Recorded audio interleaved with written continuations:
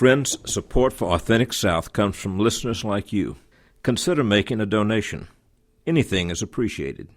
Just go to AuthenticSouth.com. Well, go ahead.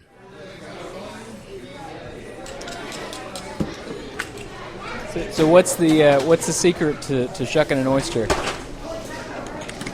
Well, you got to spot the hinge on it right there. Kind of poke the knife in a little bit to give it a good twist. A twist, a poke. Pop right open until you start interviewing, and then they don't pop open. That's what happens. How many oysters y'all think you'll shuck in a day when it's really busy? For the past 2 Tuesdays in a row that we worked, opened up, we've shucked 114 and 120 dozen between the two of us by 5 o'clock.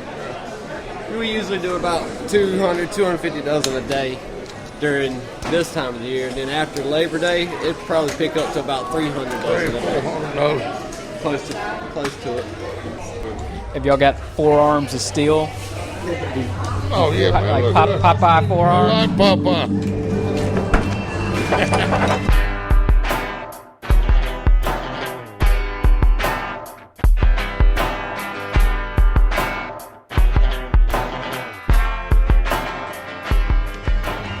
I'm Tanner Latham, and this is Authentic South.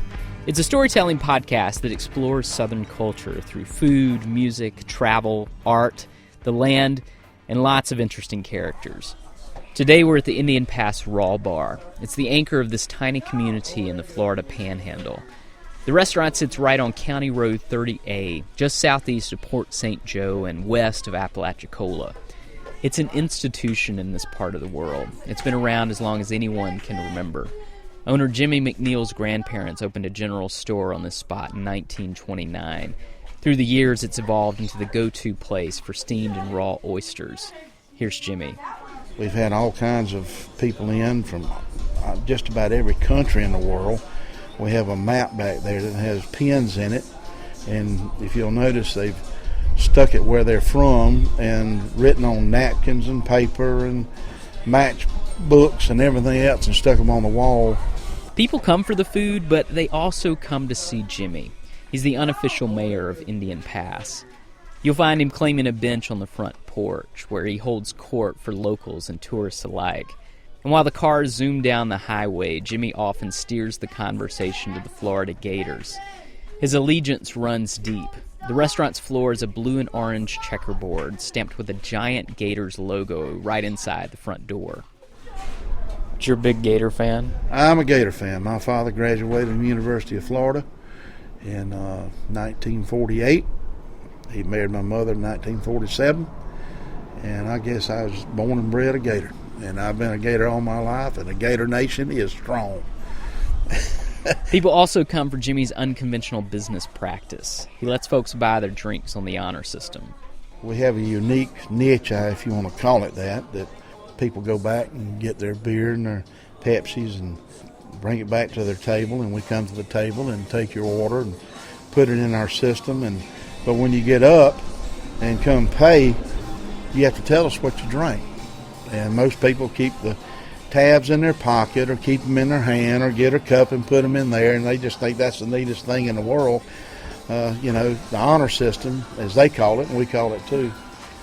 The way I grew up, I know a lot of times my father would be in here and somebody would say, hey, I don't have the dollar right now to buy the drink and 2 packs of crackers and all, and I'll bring it back to you. And Daddy would say, okay, said, just I'll see you this afternoon, and he'd mark it down, But that's the way we, did things, and people appreciate that.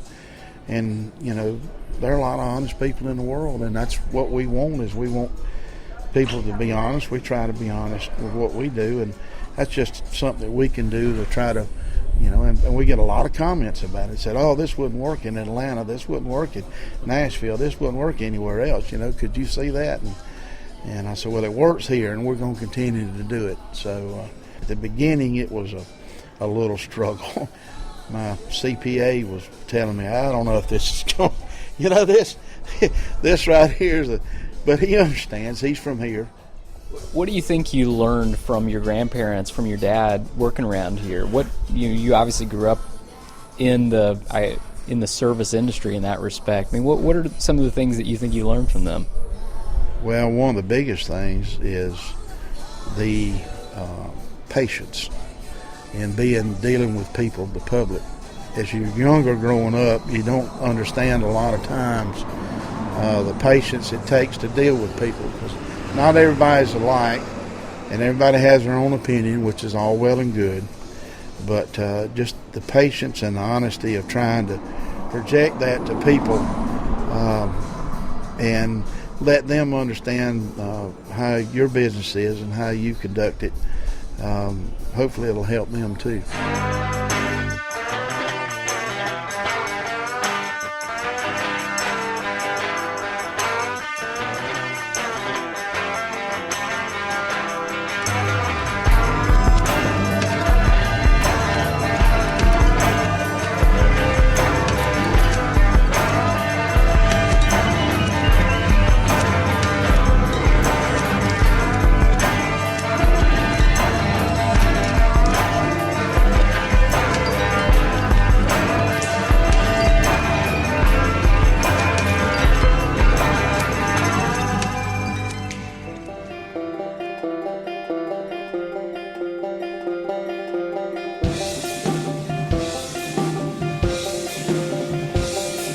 I'd like to thank Jimmy McNeil and Danny and Brian, who were the oyster shuckers with Popeye forearms at the beginning of the show, as well as all the good people at the Indian Pass Raw Bar. For pictures of Jimmy and the restaurant, and to hear other episodes of the podcast, click over to AuthenticSouth.com. Our theme music is by Chris Hoke and Brett Estep. You also heard a song called 372 by the band Pressed And. That's Pressed-And. They're releasing a new album called Stone Candles. Check them out at pressedand.virb.com. Thanks again, Jim. Thank you very much. Come back when you can. And go Gators.